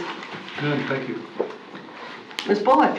I mentioned about Mr. Huffman has gotten a job, so he'll have to come off of the oversight committee. So I'll need to, I guess, advertise for a replacement because I think I've used the alternate and the other gentleman, I think, was actually an employee in the district, so we need to.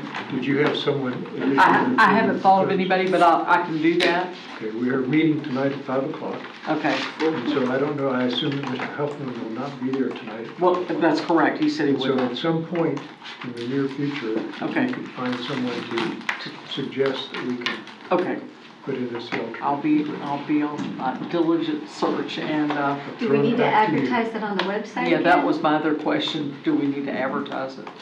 Okay, okay. And Mr. Daly, as though you don't have enough reading, last night when I was at an event, I had a gentleman come up to me who has written this book, and he said, I would love to have this in our school library. And I said, I will make sure our academic officer gets that so we can do the process. So, in your spare time, in the middle of the night. I have a book for you. Put it on the stack. Get line, huh? Is that from Victor's? Yes, it was, I've yeah. got a copy too. Yeah, he asked me, so anyway. So, that's all I have, thank you. Ms. Carrickas, I don't have anything. Ms. Clark, I'm good. Ms. Gilhausen. I just want to say how much I appreciate my board members and the district staff for your willingness to hear me out and collaborate on this. And I'm greatly appreciative to live in the county and serve in the county that we do. I think, as you both, Mr. Brasky and Mr. Daly have said, this has been a diligent effort. And I think that the transparency and the commitment will go a long way with the public. I just want to say thank you to the entire staff. Summer is gone in a blink, and you've all been enjoying these summer hours. Enjoy it this week. Do something fun, please, on Friday. Next week, Tuesday, I believe, is when our teachers come back. Yes, ma'am. And as I said earlier, I went to church on Sunday, and one of the teachers that I attend church with saw me in the vestibule and said, "My class is all set and I have no idea what to do with the next 3 weeks, or the next 3 days," or whatever it was. And I was just like, enjoy yourself, calm down. And she goes, "No, I really want to get started." And then she proceeded to tell me that 98% of her students had made gains and were successful. And that one of the students that did not make gains had gone from a 1 to a 2. And she was ecstatic. And I thought, wow. This is when I think I missed the classroom post. And on that note, I think we better adjourn. Thank you. I know. Terry Dennis, don't you laugh. I never leave. I cry all the time. First day of school. Executive session is the other way. Pencil. Yeah, I want to go out and buy a box of They were on Ms. Cole, I think it was last year, we were at SIE, reopening, and they were, Ms. Cole was like doing her pledge, and you're like, first pledge of the school year. So I got your gas station.